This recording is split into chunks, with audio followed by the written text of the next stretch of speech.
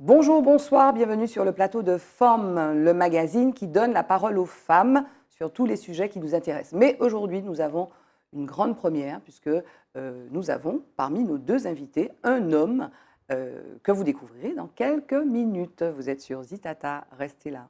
Femme, femme, femme, femme, femme, femme, femme, femme, femme, femme, femme, femme, femme, femme.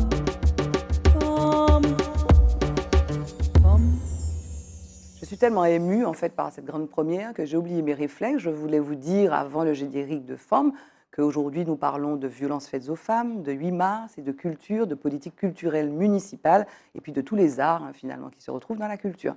Mais sans plus attendre, je vais présenter mes invités. On va commencer par le monsieur Roger Cantacuzen. Comment ça va? Ça va très bien, merci. Ça va? Oui, oui, très content d'être dans l'émission. Oui, mais en tout cas, merci d'être là. Voilà. C'est un honneur puisque j'apprends que je suis le premier homme. Oui, à parce faire partie de qu'aujourd'hui, en fait, l'émission, voilà, donc, aujourd'hui, on va parler des femmes. On va ouais. parler, donc tu vas nous expliquer sur quoi tu travailles. Et Ouais. puis il y a ce 8 mars, puisqu'on enregistre cette émission aux alentours du 8 mars. Et puis le mois de mars, c'est le mois aussi qui est dédié un petit peu Aux droits des femmes. aux droits des femmes.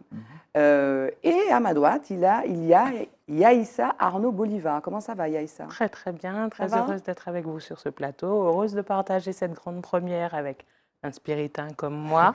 Voilà. Alors, l'autre grande première, c'est que c'est Total Represent Saint-Esprit. Voilà, parce que Yaïssa est de Saint-Esprit, elle va nous dire où est-ce qu'elle travaille à Saint-Esprit, mais elle est de Saint-Esprit, et puis Roger est de Saint-Esprit aussi. C'est ça. Voilà, c'est incroyable, mais vraiment, c'est le hasard. Vous êtes très fiers de ça. Vous êtes des spiritains. Absolument, Ben être oui. Jean Saint-Esprit, c'est une responsabilité, et on l'assume et on la porte avec une grande fierté. C'est qu'il est grand. Alors, il y a la médiathèque Alfred Melon de Gras. C'est qu'il est grand spiritain dont on pourrait parler. C'est vrai que on n'a pas forcément en tête. Par exemple, Alfred Melon de Gras, je suis allée voir qui c'était. Absolument, et effectivement, c'est une personnalité dont la mémoire a été exhumée à l'occasion de l'inauguration de la médiathèque. C'est une personne qui n'était pas très connue, c'est un poète, essayiste et universitaire, qui a beaucoup travaillé sur notamment l'Amérique latine et qui est revenu ensuite au Saint-Esprit. Et puisqu'on parlait de Doigt des femmes, on a l'illustre Solange Witt-Duval, qui est aussi issue du Saint-Esprit, qui s'est beaucoup engagée là-bas. Et c'est, je crois, une personne dont on peut se réclamer à l'approche de ce 8 mars. Et puis sur le plateau de Femmes, et puis compte tenu de tout ce qu'on va dire, effectivement, avec toi, Roger, Yaïssa, tu peux te présenter, s'il te plaît? Me présenter, alors je suis Yaïssa Arnaud Bolivar, je suis née à la Martinique, j'ai vécu longtemps au Saint-Esprit avant, comme beaucoup de jeunes, de partir d'abord pour mes études, puis pour commencer ma carrière professionnelle à l'étranger. La Jamaïque d'abord, Haïti ensuite, et puis de revenir et d'avoir le grand bonheur de pouvoir m'investir pour ma commune de naissance au Saint-Esprit, au poste de directrice de la culture, où j'essaie autant que possible de contribuer à cette fierté dont je parlais au début. Depuis donc septembre 2015. Et tu allais vite. Moi j'aime bien, si tu veux, on veut connaître nos invités, et puis aussi, on veut aussi encourager les jeunes aussi, parce que vous travaillez chez vous, tu es revenu, tu l'as dit, mais tu as un parcours extraordinaire, tu as fait un DE donc tu as passé ton bac au lycée Joseph Zobel, tu as fait une classe préparatoire, Hippo Cagne à Bellevue, après tu as fait une maîtrise de sciences politiques à l'université de Rennes 1, après tu as fait un DEA sciences politiques, relations internationales, et regarde mon CV comme ça, comme si je parlais de quelqu'un qui n'était pas elle. Hein.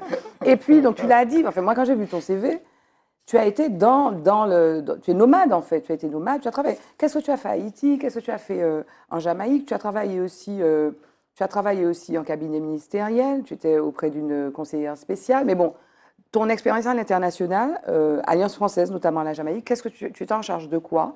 Pourquoi tu t'es retrouvée là? Est-ce que tu as fait un DEA sciences politiques, relations internationales, donc tu te destinais à bouger à la diplomatie?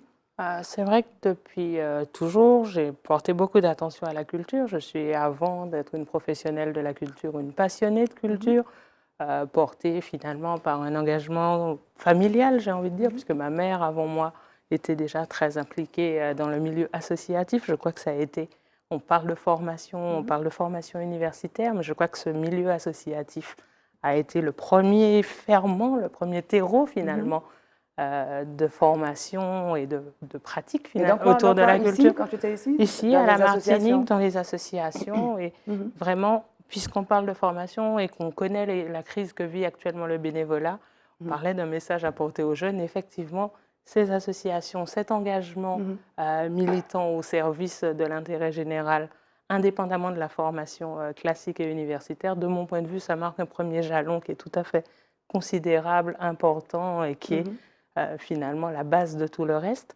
Ensuite, on parlait d'international. Effectivement, il y a... Jamaïque, par exemple, ambassade de France en Jamaïque. Donc, tu as fait un séjour en 2006, participation à la mise en œuvre de projets de coopération technique et culturelle. Donc, tu es sur Absolument. Donc, le champ était plus celui de la coopération artistique et culturelle que celui de la diplomatie à proprement parler. Mais j'ai eu la chance, pendant ces 2 années que j'ai passées à la Jamaïque, de donner l'occasion à des Martiniquais, à des Guadeloupéens, de venir s'exprimer et partager finalement des spectacles, des rencontres et des connaissances.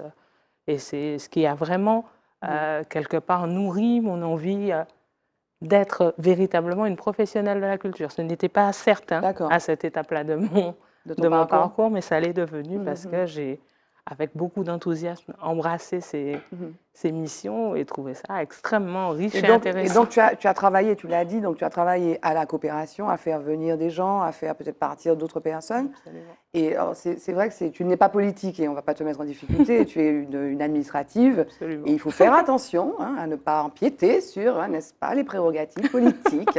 Une administrative est un administratif, attention. Mais quand même, tu es martiniquaise et tu es allée en Jamaïque, tu es allée en Haïti. Et on ne va pas parler un petit peu de l'Haïti tout à l'heure. Mais est-ce qu'on parle beaucoup de la coopération, comment on dit ça, notre géographie cordiale? Il y a une espèce de truc, excusez-moi, un peu de tarte à la crème, je le dis de façon un peu provocante, notre géographie cordiale, pour parler de la Caraïbe. Est-ce que ça le fait rire? Est-ce que ça a une réalité, donc? Est-ce que c'est réel? Est-ce que c'est, même si on a envie de ça, c'est vrai que moi je me rappelle de festivals où on faisait venir Rubalcaba, des Cubains, etc., à l'époque de Césaire. Il y en a encore, mais j'ai l'impression que c'est moins présent, je ne sais pas. Alors, c'est vrai qu'au moment où je suis partie, moi, en Jamaïque, j'y suis partie pour réaliser une thèse de doctorat que j'ai très vite abandonnée au profit justement de ce désir finalement de me positionner plutôt qu'en universitaire, plutôt en acteur finalement du monde culturel. Et c'est vrai que quand je suis partie, c'était dans l'idée d'investiguer quelque part la manière dont la fameuse Grande Caraïbe, dont on rêvait un peu tous à l'époque, et depuis plusieurs années, pouvait s'incarner dans un projet politique cohérent, puisque j'ai effectivement étudié les sciences politiques, donc c'était dans cette optique-là.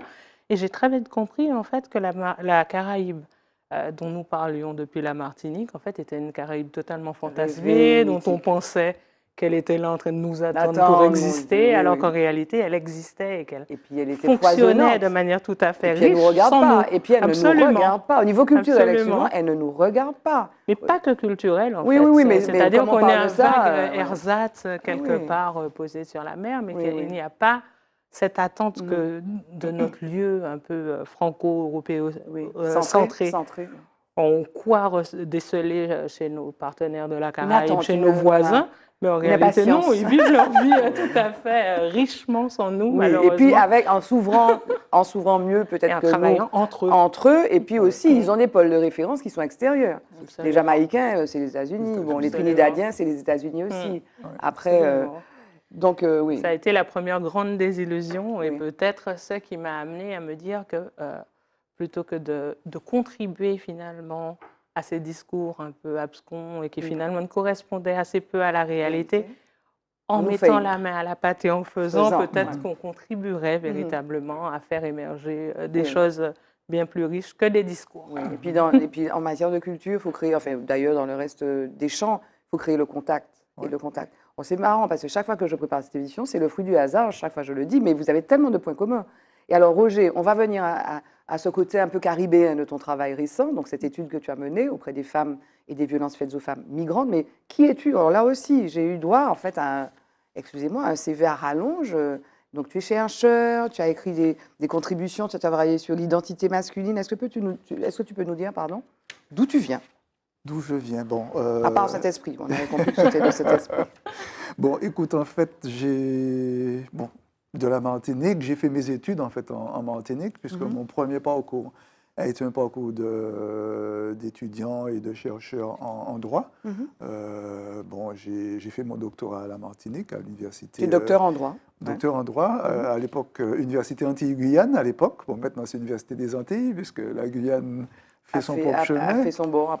C'est l'une des problématiques aussi dur, de la question de l'université. Oui.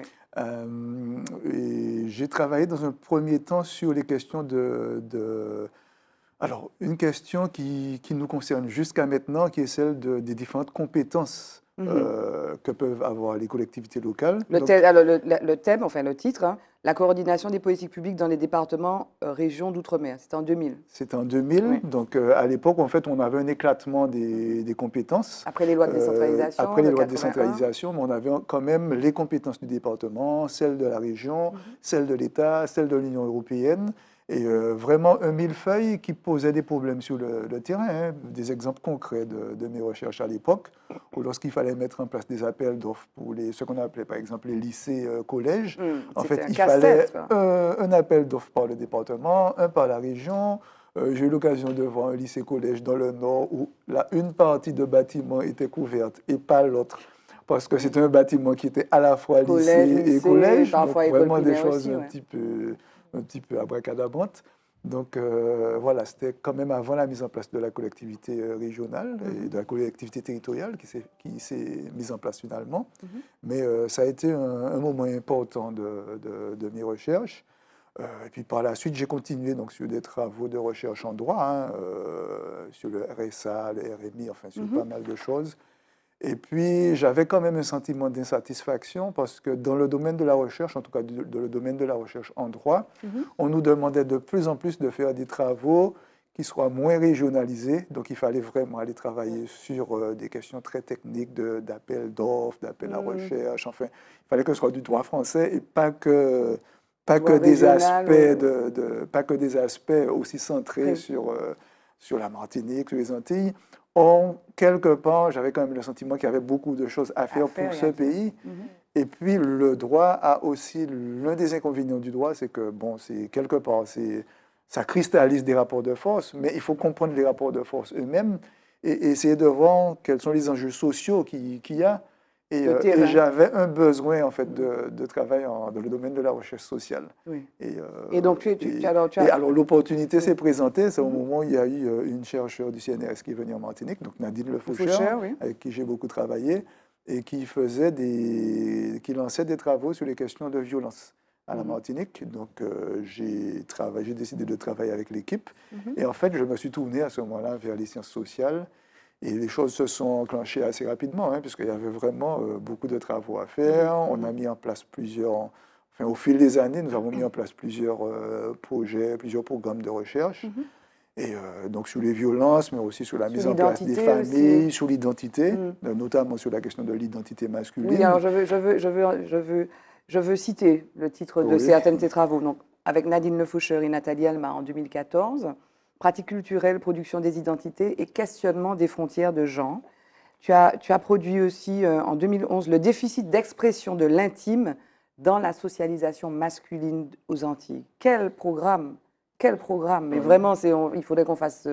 Après Forme, on va faire une émission spéciale sur cela. La dimension culturelle était très intéressante. On a travaillé effectivement sur... enfin, moi, c'était 2 de mes dadas. Et l'homosexualité aussi, les homosexuels aux Antilles, des citoyens de seconde zone. Oui, je travaillais sur ça. Mais pour parler, par exemple, du volet culturel, il y a 2 aspects qui m'intéressaient énormément. C'est le slam, qui était une pratique nouvelle, mais en fait, on avait déjà des pratiques avec Joby Bernabé, enfin, l'utilisation du créole, et j'étais déjà un peu ancré dans ce domaine. Et puis, il y avait la question du belay. J'ai été très, très tôt militant du belay, en fait, au tout début des années 80, où il n'y avait plus de soirée belay. Et en fait, on était tout un groupe de jeunes militants culturels. Nous souhaitions remettre en place des soirées belay. Donc, c'est vrai que c'est à cette époque que j'ai connu des personnes avec qui j'ai appris la danse, des gens comme Mme Siméline Rangon, M. Rastock. En fait, ça a été vraiment une étape extraordinaire. Et puis, progressivement, il y a eu des associations qui se sont mises en place. Mais bon, à l'époque, il n'y avait pas encore de cours de danse. C'était quand on a recommencé à travailler avec ces acteurs. Moi, j'ai appris le belay dans ce qu'on appelait les rondeyais. C'est-à-dire que les personnes qui connaissaient le belay dansaient, puis nous, derrière, on apprenait à danser, jusqu'à ce qu'à un certain moment, on se sente assez à l'aise pour aller dans une danse ballet. Et puis bon, c'est comme ça que j'ai intégré un petit peu le domaine. Et puis plusieurs de mes amis ensuite ont créé des associations qui sont connues sur la place maintenant. Et aujourd'hui, donc, tu es chargé de mission à l'OVIFEM. Oui. Donc, c'est l'Observatoire des violences faites aux femmes, voilà, qui existe depuis 2018. Alors, novembre 2018 et en fonctionnement effectif depuis janvier 2019. Et qui dépend de l'ALEFPA. Donc, c'est une association de la prévention, de l'éducation, tu vas nous dire la signification de l'acronyme, mais qui est adossé à un réseau national. Oui, c'est ça, c'est un réseau national. Alors, l'ALEFPA, au niveau national, travaille beaucoup avec des publics, notamment qui ont des handicaps, et pour lesquels sont créés des centres d'hébergement et de réinsertion sociale. Et à la Martinique, il y avait, alors à un moment, il y avait un CHRS qui était destiné spécifiquement aux femmes. CHRS, donc centre d'hébergement et de réinsertion sociale. Donc il y avait une structure qui avait été créée à l'époque par l'Union des femmes au début des années 2010, et puis, mais qui avait été créée sous une forme associative qui s'appelait l'association Rosanée Soleil, donc qui faisait l'hébergement des femmes victimes. Lorsqu'elles devaient partir de chez elles, il fallait bien les héberger. Et c'est une association qui a eu des difficultés financières. Il y a un certain moment, il a fallu la restructurer. Et donc, elle a été restructurée en s'adossant à une structure qui avait les épaules un petit peu plus larges, qui s'appelle l'ALEFPA. Et donc, depuis 2014, c'est l'ALEFPA qui gère le centre d'hébergement des femmes victimes, le centre d'hébergement d'urgence, et puis qui progressivement a créé d'autres structures, et dont tout récemment l'Observatoire. D'accord, on va parler de ce récent rapport donc sur les femmes migrantes. Jingle Focus.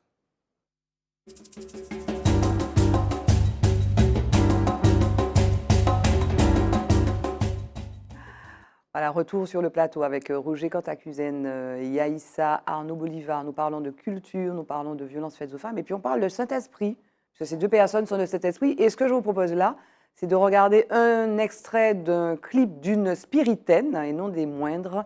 Elle s'appelle Meryl, et le clip s'appelle Jack Sparrow.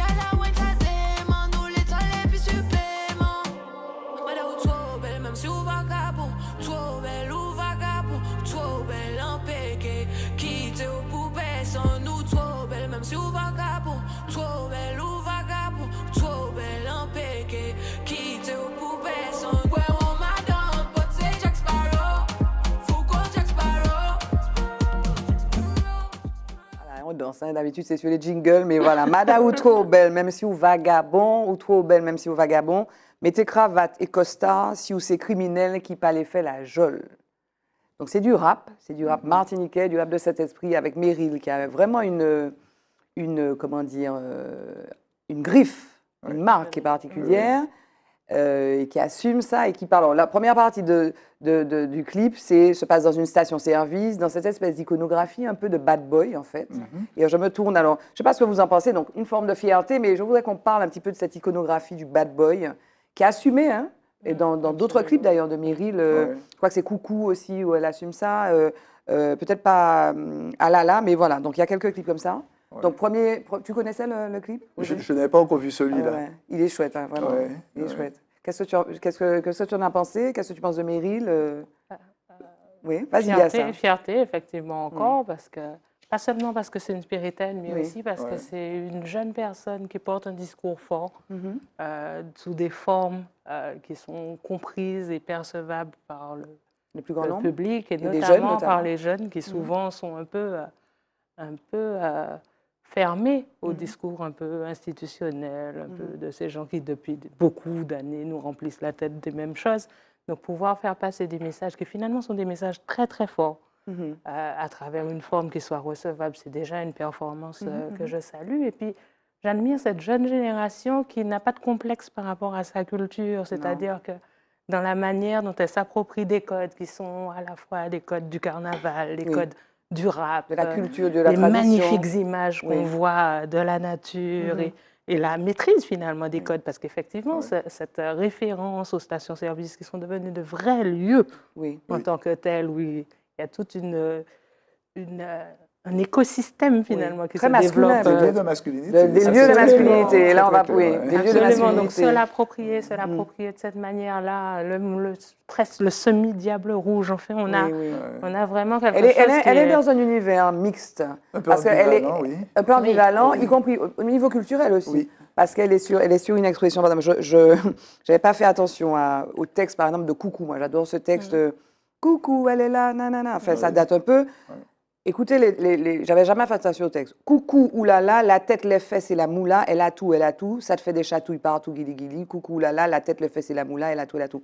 Bref, ses mains à terre, ses fesses en l'air, elle sait se plier en quatre, ne lui dis pas comment faire, madame est indépendante. Donc ce sont des codes aussi du hip-hop, rap français, américain, mais très local, avec effectivement la nature derrière. Et puis cette image-là, effectivement, on parlait des stations-service, cette masculinité, qu'est-ce que tu en penses? Mais déjà, je trouve que là, elle utilise un petit peu une image un peu inversée, puisque là, on la voit, elle, en costard. Donc, finalement, quelque part, endosser cette image de la masculinité, bon, qui n'est pas neutre. Hein, c'est-à-dire, je pense que quelque part, c'est un petit peu une manière de renverser la domination. Oui. Et puis, elle a quand même un discours très engagé, tout en étant assez direct. Oui. Ça, c'est la marque des jeunes, de toute façon. Oui. Assez mettez cravates et costards si vous criminel, si vous pas les faire la jolie. Mais en fait, où elle pose de vrais problèmes. Là, par exemple, dans l'un de ses clips, elle intervient sur la question de l'inceste, par exemple. Tout à fait. Bon, c'est-à-dire des thèmes qui, jusqu'à présent, étaient tus. Et en fait, je vois qu'elle les aborde. Oui. Bon, c'est aussi, c'est quand même un petit peu plus rare, les voix féminines dans des domaines tels que le rap ou même le hip-hop. Il n'y en a pas beaucoup. Non, il y a eu Diams à l'époque. Alors c'est beaucoup des voix masculines qu'on entend. C'est beaucoup un univers quand même de jeunes et de jeunes hommes, même si les filles écoutent beaucoup. Mais chaque fois que les filles, par contre, entrent dans cet univers, elles apportent une touche assez particulière, en fait, où elles remettent en cause certains codes, elles déplacent un peu les lignes. Et je pense que c'est intéressant qu'il y ait ce genre de voix qui soit à même de déplacer les lignes. Bon, par exemple, lorsqu'on parle des stations-service, c'est vraiment des lieux de masculinité, c'est très clair. C'est l'espace public, quelque part, qui est occupé par la masculinité. Et en fait, elle vient et, quelque part, elle impose un peu sa place. Oui, elle ramène effectivement sa féminité aussi, enfin, qui elle est, quoi. Qui elle est. Parce qu'il y a aussi l'idée aujourd'hui, peut-être que le genre n'est pas si important que ça.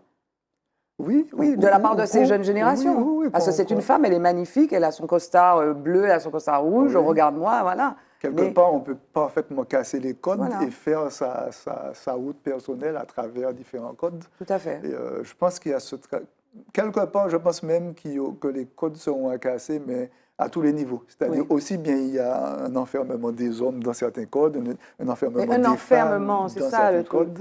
Parce que comme si, pour parler de la station-service, les hommes, ils sont enfermés dans la station-service. C'est-à-dire qu'ils font le choix ou ils ne font pas le choix. Est-ce que, toi qui as travaillé sur l'expression et le manque finalement, le déficit d'expression de l'intime. De l'intime. C'est ça, le déficit d'expression de l'intime dans la socialisation masculine. Aux Antilles, est-ce qu'ils ont le choix? Dans mes enquêtes, je me rendais compte que quelque part, il y a des choses dont on peut parler en étant homme. Donc finalement, mettre en avant tout l'aspect, je dirais, où on est fort, où on est capable d'être viril, entre guillemets. Enfin, vraiment la dimension masculine de toute sa splendeur peut être utilisée. Mais finalement, partout où il y a des failles, des points faibles, des choses aussi peut-être dont on aimerait parler avec d'autres personnes, mais est-ce qu'il y a des espaces aussi pour en parler lorsqu'un homme est en difficulté ou certaines choses? Le fait même de parler de ces difficultés, c'est quelque part remettre en cause la masculinité. Donc c'est assez difficile. Et même lorsqu'il y a lorsqu'il y a des métiers qui sont censés amener à ça, par exemple de psychologue, etc., mais les hommes vont très peu vers le fait d'aller parler. Oui. Par exemple, parler à un psychologue, déjà, c'est considéré comme... Si moi, je suis psychologue, c'est parce que je suis malade. Non seulement sa fragilité, mais ça veut dire que quelque part, on m'en fout, quoi. Alors que ce n'est pas du tout le cas. Donc, il y a beaucoup de représentations, en fait, sur lesquelles il y a des choses à changer. Je crois que notre société a besoin de parler de plein de choses. Hein. On a besoin de paroles authentiques, en fait. Oui, et de relations. Parce qu'on peut parler. Oui. Enfin, moi, j'ai mémoire des fêtes de famille. On parle, mais on ne se dit rien. En fait. Oui, c'est ça. On parle, on est des bavards, mais rien ne se dit sur ce qu'on est au fond. On ne dit pas qui on est. Parce que tu as peur que l'autre, puis tu rencontres quelqu'un, mais tu ne vas pas parler de toi, quoi. Parce que tu as peur qu'ah ouais, mon peut faire un... Tu vois, mais est-ce qu'on se rencontre? Est-ce qu'il y a la relation? Je ne sais pas, il y a ça. Je ne sais pas pour la relation, mais ce sur quoi je mise et je fais confiance à cette génération qui monte, c'est sur cette question des codes, sur masculinité, féminité. Enfin, moi, je ne vois pas forcément une femme ou une expression de la féminité, ni de la masculinité non plus. Je vois un être humain, d'abord, qui a des choses à dire, et puis qui ne s'encombre pas de complexes, de complexité pour les exprimer de manière très directe. Et puis, Et puis, je vois aussi quelque chose de très, très beau dans ce travail, mais comme dans le travail d'un certain nombre de jeunes générations, c'est qu'aujourd'hui, on sait que la culture, c'est un métier. On ne l'a pas toujours su dans nos pays. On disait, j'ai un cousin qui fait vaguement des costumes, je vais lui demander de m'habiller pour mon clip. J'ai un copain qui a une caméra, il va nous tourner le clip. Là, on voit bien qu'on est sur du travail de professionnel. Sur la réflexion, réflexion autour des décors, il y a un œil de professionnel. Les costumes, on est sur du professionnel. Le travail du texte, il est ciselé. C'est une poète. Et ça, c'est l'incarnation de la Martinique culturelle. Et puis de l'excellence à ce niveau-là. Voilà, de l'excellence à tous les niveaux. Est-ce que tu as déjà travaillé avec elle? Parce que quand tu as une pépite comme ça, tu dis viens faire l'ambassadrice de cet esprit à travers le monde. Non? On a très très tôt voulu miser et croire effectivement sur le travail de cet artiste. C'était l'époque où émergeait Béni. Le clip qui a réconcilié les générations aussi autour du rap, puisqu'à partir du moment où on aborde comme ça le sujet de la religiosité, etc., c'est sûr, on est une rappeuse, mais on est quand même une gentille fille qui va à l'église. En Martinique, il y a quelque chose qui se passe qui est de l'ordre d'une adhésion, d'un attachement intéressant. Donc on a à ce moment-là, effectivement, souhaité qu'elle soit notre ambassadrice, notamment en étant la présidente de notre fête patronale. On sait ce que représentent les fêtes patronales sur nos territoires. Elle était aussi programmée pour se produire sur la scène le jour du gros podium de fête patronale, donc aux côtés de pointures qui avaient déjà une carrière internationale reconnue comme Tania Saint-Val et Jacob Desvarieux. Donc pour nous, c'était une manière de faire mentir le proverbe comme quoi nul n'est prophète en son pays.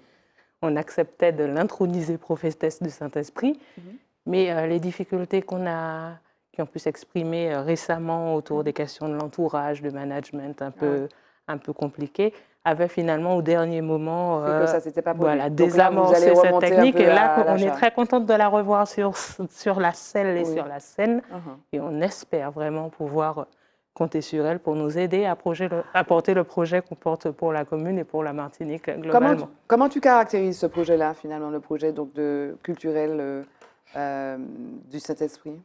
C'est quoi les piliers? C'est quoi les piliers? C'est quoi les temps forts? Alors, le Saint-Esprit, pendant longtemps, a souffert d'une réputation de territoire un peu vieux, un peu mort, un peu endormi. Et c'est vrai que le parti qui est pris aujourd'hui, c'est de placer la culture résolument au centre du projet globalement du territoire et de faire en sorte que la culture sert de levier sur plusieurs aspects. Le développement économique, puisque justement, on en parlait tout à l'heure, la culture aujourd'hui s'affirme vraiment comme un métier, comme un vecteur de débouchés, etc. Il y a des filières qui existent. Il y a un écosystème autour de la culture. Absolument. Donc, ça veut dire que depuis la culture, on peut travailler sur l'aménagement généralement du territoire, que ce soit par rapport aux questions d'hébergement, aux questions de restauration, de tourisme, de convivialité de manière générale. Donc, on mise sur le fait que la culture est un véritable vecteur de développement économique. C'est aussi un vecteur fort d'attractivité du territoire. C'est intéressante de noter que le Saint-Esprit, c'est l'un des rares territoires en Martinique qui gagne de la population. Je veux croire que le dynamisme culturel et la belle qualité de vie, finalement, qui est offerte globalement. C'est une grande commune, hein, Saint-Esprit. C'est combien d'habitants? On est plus de 10 000. Plus de 10 000, on est plus de 10 000, ça fait de nous l'une des 5 plus grandes. C'est une grosse commune, en fait. Tu te dis que c'est 8 000 habitants. Non, non, c'est plus de 10 000 habitants. C'est quoi? C'est 12 000, je sais. On est un petit peu plus que 10 000 et reconnu par l'INSEE comme ayant franchi le seuil de 10 000 depuis 2022. D'accord. Donc, il y a une dynamique. Il y a absolument une dynamique et la culture est un des piliers centraux de cette dynamique. Et puis accessoirement d'expression aussi, parce qu'il y a quand même notre jeunesse qui s'exprime et donc c'est des pratiques qui peuvent être aussi des filières professionnelles, pourquoi pas, mais de l'expression, n'est-ce pas? Avec un intérêt important mis sur justement le fait de proposer des productions culturelles professionnelles et de qualité et de miser sur le fait que faire de la culture pour tous, ça ne veut pas dire nécessairement miser sur une dimension seulement de distraction ou d'animation, qu'on peut faire une culture exigeante, mais populaire, professionnelle et pourtant aller à la rencontre de tous les publics. C'est ça la difficulté. En fait, on peut avoir, tu sais, par exemple, le théâtre, par exemple. Le théâtre, c'est intimidant, le théâtre. Ça peut être intimidant pour certaines personnes parce qu'on n'a pas l'habitude. Et en fait, les pratiques culturelles, les usages sont liés à l'éducation culturelle. Et donc, vous, c'est quoi donc vos piliers les thématiques, les modes d'action? Sur nos modes d'action, c'est vrai qu'on a un travail important qui est fait autour de l'ancrage de nos propositions. Par exemple, on fait, dans le cadre des préfigurations de notre centre culturel de rencontre, on mène un programme de résidence d'artistes qui nous permet d'accueillir des artistes locaux, mais aussi des artistes qui viennent de différents pays, de différents horizons, au Saint-Esprit. Et l'un des axes importants dans le travail qu'ils font pendant qu'ils sont au Saint-Esprit, c'est d'aller à la rencontre à la fois du territoire et de la population. Donc, il y a de manière systématique un calendrier qui leur est proposé de rencontres avec des personnes qui sont parfois des personnes qui sont intéressées, impliquées dans la culture, mais aussi qui sont parfois des personnes qui simplement peuvent parler d'elles-mêmes, de leur parcours de vie, parce que d'une manière ou d'une autre, leur parcours de vie rejoint les problématiques qui sont explorées, abordées par les artistes. Ils peuvent parler de leur territoire, parce que sur leur quartier, dans leur rue, dans leur espace, ils ont une action qui nous semble intéressante. Un outil de médiation. Et voilà, on se sert vraiment de ces occasions-là pour faire comprendre à monsieur et madame tout le monde que ce qui se passe, d'abord que la création est un processus et qu'on ne se réveille pas un matin pour monter sur scène pour déclamer des choses, mais qu'il y a vraiment une construction, il y a une réflexion, il y a des choses, et que ce sont des choses profondément humaines, donc ils sont en capacité de comprendre et qu'ils peuvent y apporter quelque chose.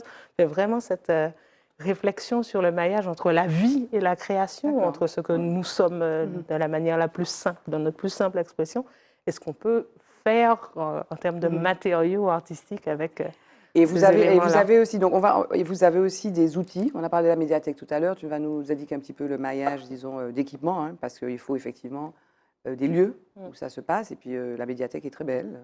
Très jolie. Il y avait eu quelque chose sur la journée du créole, il me semble que c'était l'année dernière. Absolument. Voilà.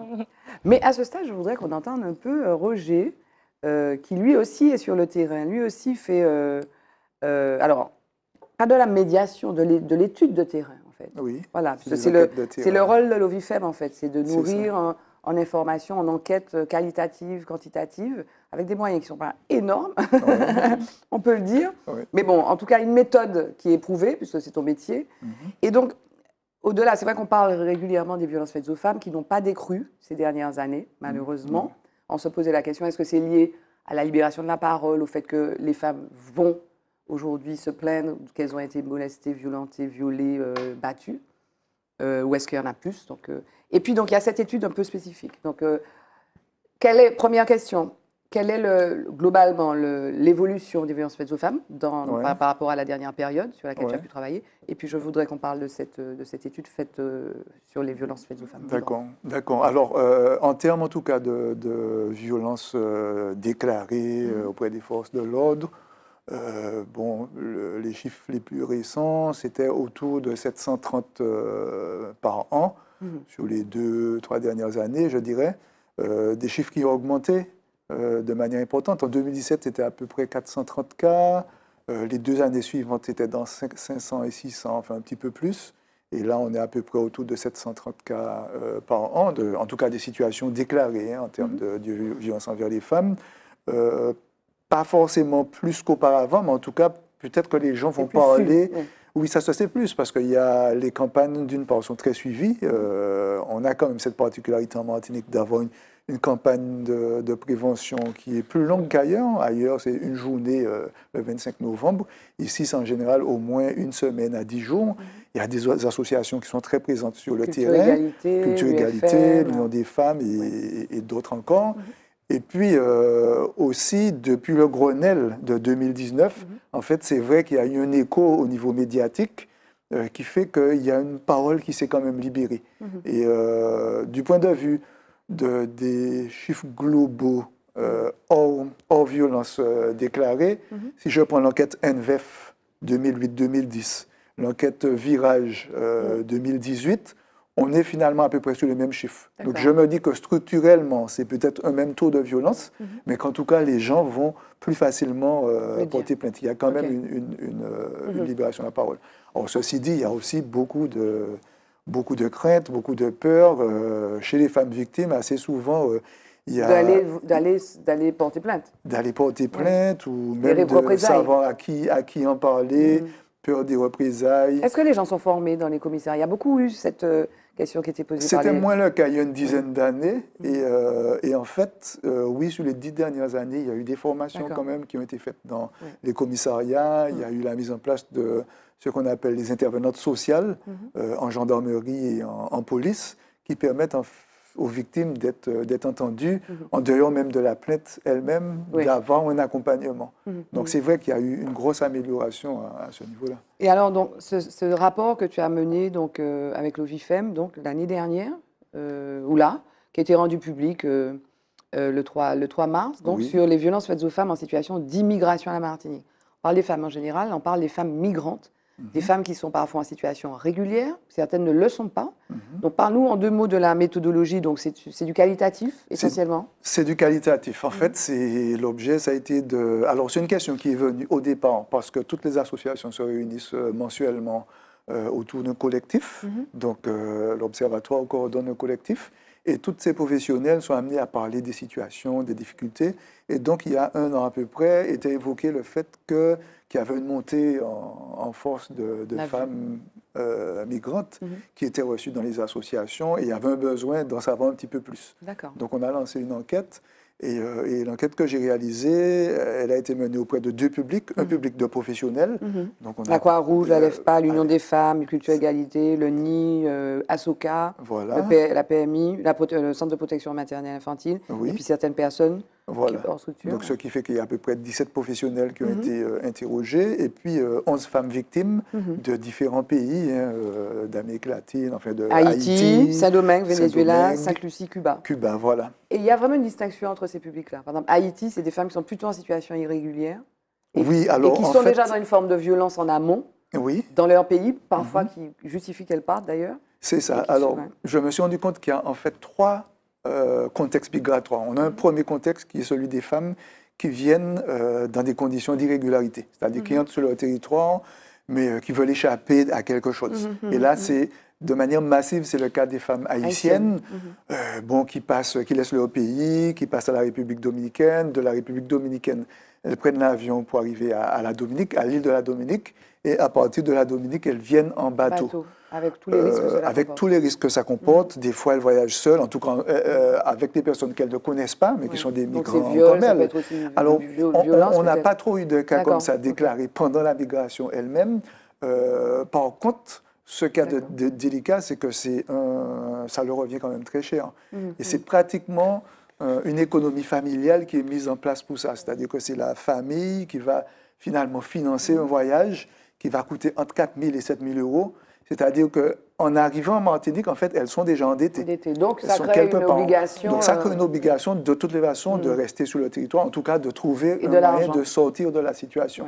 Et ça crée déjà des conditions de vulnérabilité parce qu'elles n'ont pas d'hébergement, elles ne connaissent personne. Et elles sont en situation irrégulière, donc on peut faire du chantage, on peut lui dire va te prostituer éventuellement, je ne sais pas si c'est ça. Et on a beaucoup de cas comme ça, en fait, où c'est des chantages sexuels pour l'hébergement.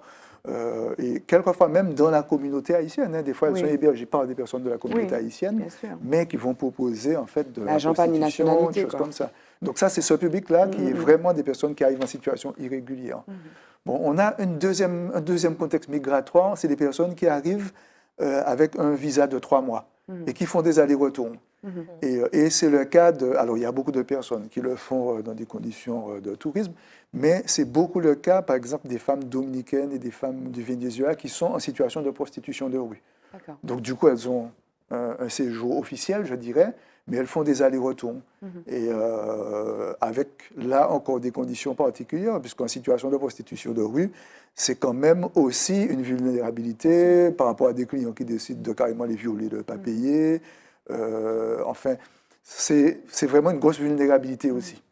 Et puis, on a un troisième cas de figure où ce sont des femmes qui viennent de plus loin, de plus loin en général. D'Afrique, Madagascar, Europe de l'Est, Asie. Oui, même d'Europe de l'Est. Alors, c'est souvent des personnes, par contre, qui ont eu une rencontre sur Internet, donc sur les sites matrimoniaux de rencontres, et qui ont une rencontre avec un homme français, donc martiniquais ou métro, mais en tout cas beaucoup de martiniquais aussi, et où cet homme va dans le pays et rencontre une femme. Et en fait, font venir la femme. Alors, des fois, ils se marient au pays et ils viennent ensemble, ou des fois, elle vient ici et ils vont se marier. Mais elle rencontre des cas de violence. Et elle rencontre des cas de violence. Donc là, on se retrouve dans une situation de violence conjugale, en fait, avec alors, quelque chose qu'on retrouve très souvent dans les cas, c'est la question de l'isolement. C'est-à-dire qu'en fin de compte, elles arrivent, elles ne connaissent personne, elles n'ont pas de famille, et puis elles se retrouvent en fait dans un quartier à la campagne, où elles n'ont pas le droit de sortir, elles ne pratiquent pas la langue, elles ne connaissent personne. Donc en fin de compte, et elles ne savent pas non plus à qui, enfin quand elles sont en difficulté, elles ne savent pas à qui s'adresser. Donc là, aujourd'hui, les recommandations, parce qu'il s'agit de faire le constat, les recommandations, c'est notamment alors, des entraves au processus d'insertion, donc c'est peut-être régulariser ces femmes-là, c'est ce que vous avez... Alors déjà, le fait de savoir qu'effectivement, lorsqu'il y a violence conjugale, automatiquement, il y a la possibilité d'avoir un titre de séjour, une forme de protection en tout cas. Une protection, au moins, même s'il n'y a pas un titre de séjour définitif. Mais alors, si elles sont mariées, effectivement, et que la violence est reconnue, ça ouvre la voie à un titre de séjour. Et autrement, le simple fait qu'il y ait violence conjugale, ça ouvre le droit à une protection. Et pendant toute la durée de la protection, ça ouvre le droit à un certain nombre de droits sociaux, au niveau médical, etc. Mais l'une des difficultés, c'est que souvent, c'est des procédures qui prennent beaucoup de temps. Et donc, pendant toute la période où elles n'ont pas de protection, elles sont quand même en situation de fragilité, sans aucun droit. Il faut aller les informer, c'est ça que tu dis aussi. Donc, il faut aller les informer. Et l'idée centrale, c'est en fait c'est une campagne, en fait, en direction des femmes migrantes, en leur disant, bon, voilà, vous avez des droits. C'est-à-dire que même si vous êtes étrangère, même si vous êtes d'ailleurs en situation irrégulière, vous avez un certain nombre de droits. Le droit français permet une protection et vous pouvez recourir à cette protection-là. Parce que c'est la loi du silence, en fait, qui règne chez elles. Le plus souvent, elles ont tellement peur qu'elles préfèrent ne pas parler et subir des violences. Elles ne peuvent pas retourner. Elles ne peuvent pas retourner chez elles, elles ne savent pas où aller. Elles se disent que la première chose qui va être faite, c'est que, bon, si elles voient la police, elles vont être embarquées aussitôt. Donc, il y a beaucoup de peur. Alors, en fait, il faut lever ces peurs pour amener leur protection. Et donc, ça, c'est la campagne qui va démarrer le 8 mars avec des associations. Stop Violence. Donc, le constat a été fait. Et puis, les associations qui sont le plus directement en contact avec les migrantes, donc que ce soit le Mouvement du Nid, la Croix-Rouge, qui travaille, qui est vraiment un pilier central sur la question de l'accueil des migrants. Culture Égalité, l'Union des femmes. En fait, toutes ces structures, en fait, qui sont en contact de femmes étrangères, il y aura cette sensibilisation de terrain qui va être faite. C'est quoi le programme à cet esprit-là? Tu nous as parlé du cadre global, de la volonté. C'est quoi le programme? Donc, il y a des manifestations. Et puis, il y a aussi la volonté de se faire labelliser aussi. Mais au niveau des spectacles, qu'est-ce que... Absolument. Pour ce qui est des manifestations, on accueille à partir de demain soir et pendant tout le mois de mars, une riche programmation qui s'inscrit dans le cadre du festival CEIBA, qui est porté par Tropicatrium, avec lequel on est partenaire depuis 3 ans maintenant, notamment par le biais de l'accueil de la salle mobile. Ah oui, oui, oui. Qui nous permet pendant donc, tout le mois de mars de recevoir une douzaine de spectacles qui viennent d'ici, qui viennent d'ailleurs. Là, il y a les Noces de Figaro, notamment. Absolument, dès demain. Mise en scène par un jeune... Exact. Hervé Claudilin, qui est un jeune compositeur martiniquais qui mène une carrière internationale brillante et qui revient aujourd'hui, donc déjà pour une représentation complète de 3 heures ce soir à Tropicatrium. Et pour un format récital d'1h30. Voilà. Pour un format récital d'1h30 au Saint-Esprit, dans un format qu'on a voulu festif, pour recevoir partenaires, acteurs économiques, acteurs associatifs du territoire. C'est la vitrine culturelle de Saint-Esprit, désormais le centre culturel de la Martinique. C'est ce que l'on souhaite. Voilà. L'un des centres. Et puis il y a cette volonté de se faire labelliser, parce qu'un label, c'est bien en termes d'image, non? Oui, alors en termes de spectacle, toujours, on a aussi une action forte, toujours avec des partenaires, parce que ça ne sert à rien de réinventer ce qui se fait déjà. On soutient plutôt des partenaires solides et qui font des choses bien, où on accompagne des initiatives. Ici, sur le jeune public, le très jeune public, avec l'association AMI, qui n'est plus à présenter sur le territoire et qui porte un festival qui s'appelle Graines de parole pour les enfants de 2 à 7 ans. Et qui apporte la création théâtrale, lecture, création théâtrale, etc., au très jeune public. Donc ça aussi, on aura le lancement de ce festival le 11 mars au Saint-Esprit, avec toute une matinée de spectacles dédiés au très jeune public. On a un prélude au festival que l'on porte aux côtés de l'association Balisaï au mois de mai, donc le fameux festival Mai Poésie, qui lors de sa première édition l'année dernière tenu toutes ses promesses et qui nous prépare une deuxième édition tout à fait riche elle aussi. Donc on a le 19 mars un brunch littéraire. Mais en fait, l'émission est rediffusée, il y a ça, donc on sera là-dessus. Est-ce qu'il y a un site internet où on peut avoir toutes les dates? Alors la page Facebook de la ville du Saint-Esprit, où effectivement la programmation apparaît de manière très régulière. La médiathèque, pour ce qui est de sa programmation propre, a elle aussi une page Facebook et des réseaux sociaux actifs qui relaient bien. Et puis, en restant à l'écoute des médias, on fait en sorte, en général, de rendre public les différentes initiatives qu'on porte. Pour ce qui est de la labellisation, puisqu'il y avait cette question de fond, on travaille actuellement à la mise en place d'un centre culturel de rencontre. Centre culturel de rencontre, c'est un lieu où se croisent les enjeux de patrimoine et de création.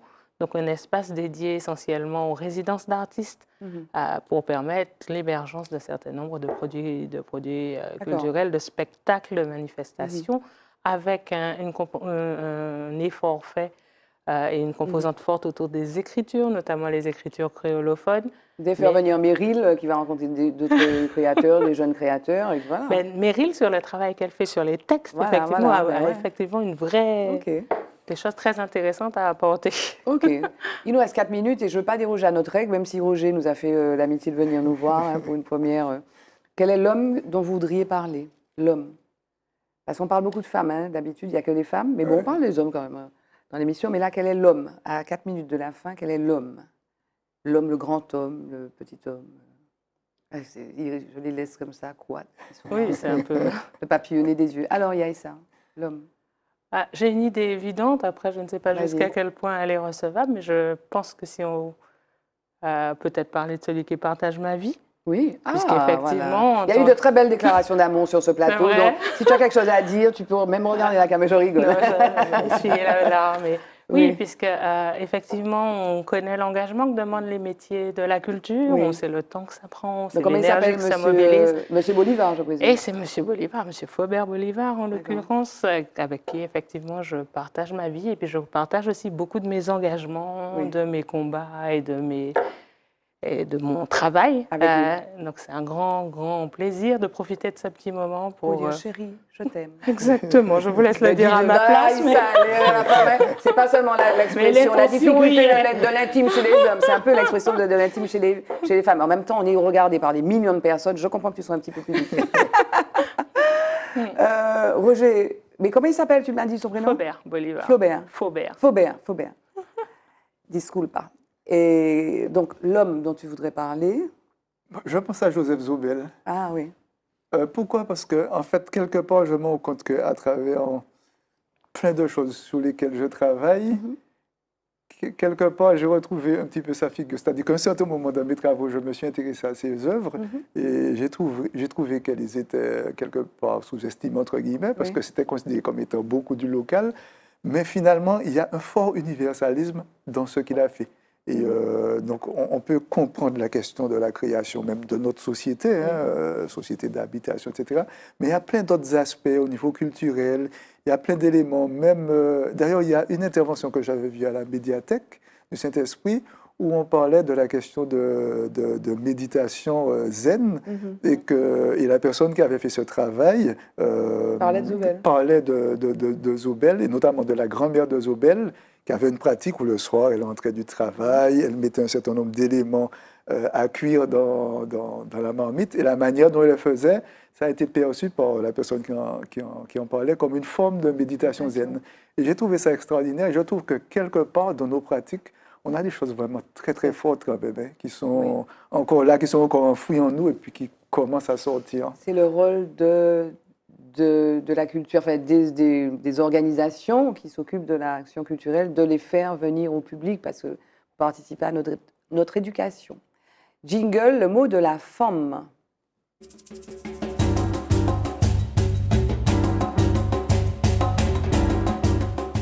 Donc quand on passe ce jingle, c'est qu'il nous reste à peu près 1 minute. Pour conclure, quel serait le mot de la forme, le mot de la fin? Ce serait quoi? Roger, on commence par qui? Roger, ça me semble très bien. Pour moi, avant tout, le fait de dire sur la question notamment des femmes migrantes, qu'elles ont des droits et donc qu'elles aient le courage en fait d'avoir recours à ces droits, qu'il y a des associations qui sont prêtes à les accueillir. Et puis elles ont surtout droit au respect aussi. Au respect. Ok, au respect.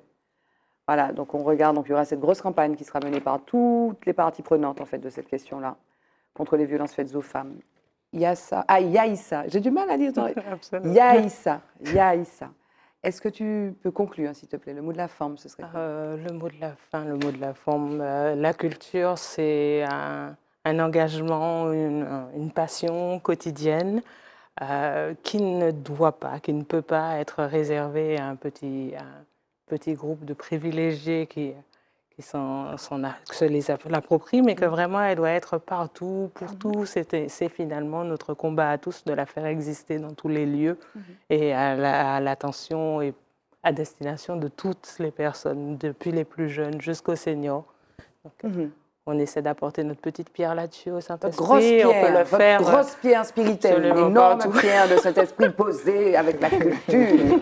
Okay. Mais on y croit. On y croit. Et puis tu vas revenir parler du label là, dont tu nous as parlé. Très volontiers. Voilà, c'est un peu technoïde, mais bon, je pense qu'il y aura des actions qui seront liées à ça. Merci. Merci Yaïssa, merci Roger d'être venu. Ça s'est passé. Ça a été un très très grand plaisir. Bon, en tout cas, c'était super. En tout cas, d'être venu. Merci à vous de nous avoir suivis pour ce nouvel épisode de Forme avec un monsieur Roger et aussi une femme, Yaïssa, donc des personnes extraordinaires et inspirante. Voilà, je vous donne rendez-vous mardi 21h05 pour une première diffusion et puis beaucoup de rediffusions sur Zitata. Bye bye, merci.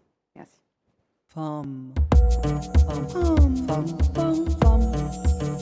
Femme. Femme. Femme. Femme. Femme. Femme. Femme.